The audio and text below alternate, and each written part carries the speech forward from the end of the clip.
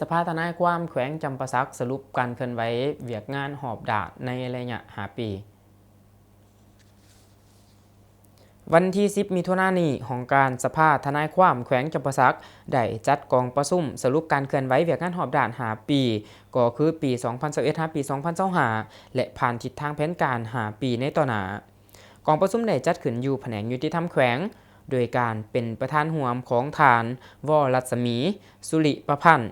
ประธานสภาทนายความลาว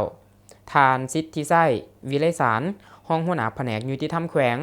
ทานหนูพันธ์มหาพลหัวหน้าห้องการสภาทนายความประจำแขวงจำปาสักมีทานเวียงสวรรค์พันธลีประธานกวดการสภาทนายความลาวพร้อมด้วยการนำแผนการกรมกองที่เกี่ยวของแขวงการนำองค์การอัยการประชาชนแขวงศาลประชาชนแขวงการนำห้องปฏิบัติคำตัดสินของศาลประจำแขวงต่างหนาสภาประชาชนแขวงและสมาชิกของการสภาทนายความแขวงเขาห่วมในกองประชุมทานหนูพันธ์มหาพลหัวหน้าห้องการสภาทนายความประจำแขวงจำปาสักได้ผ่านบทรายงานการเคลื่อนไหวเวียกงานหอบดาในระยะ5 ปีที่ผ่านมาโดยยกให้เห็นสภาพรวมด่านการเมืองแนวคิดเวียกงานบริหารและเวียกงานการจัดตั้ง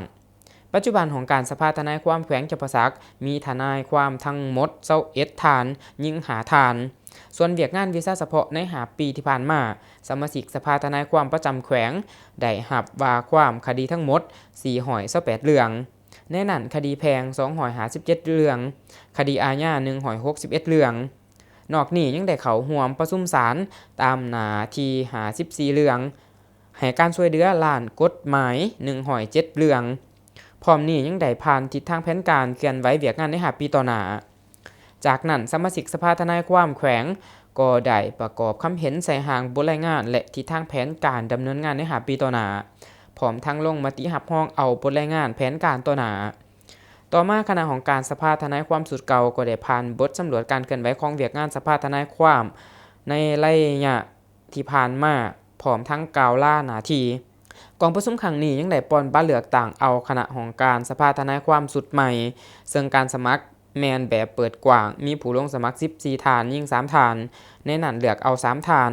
ผ่านจากการปอนบ้านเลือกต่างและผลของกองประชุมครั้งปฐมฤกษ์เห็นดีเป็นเอกภาพเลือกเอาฐานสีฟองสิริโภค่ำเป็นหัวหน้าของการสภาทนายความประจำแขวงจำปาสักสุดใหม่ทานนุพันธ์มหาพลและทานหลามัทวงศ์เป็นห้องหัวหน้าของการสภาทนายความแขวงตอนถ่ายกองประชุมทานวรัศมี สุริประพันธ์ประธานสภาทนายความลาวก็มีคำเห็นโอล่มสีทิศยังทางเพื่อให้คณะนำและสมาชิกสภาทนายความแขวงใส่เป็นบอลเอียงในการเคลื่อนไหวเวียกงานในต่อหน้าให้มีผลสำเร็จใหม่ที่ใหญ่หลวงกว่าเก่า